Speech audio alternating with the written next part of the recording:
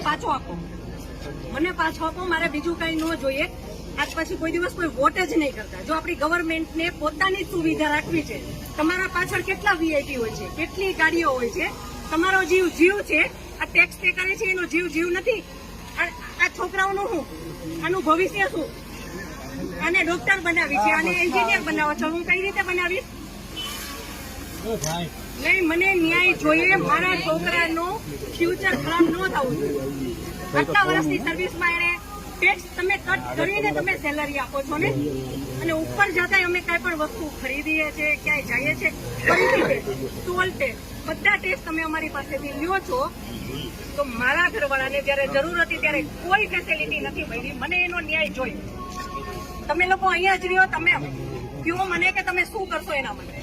આ એક નહીં, આના જેવા જેટલા ભાઈઓ બધા નિર્દોષ હતા, બધાને આવડા છોકરા હતા.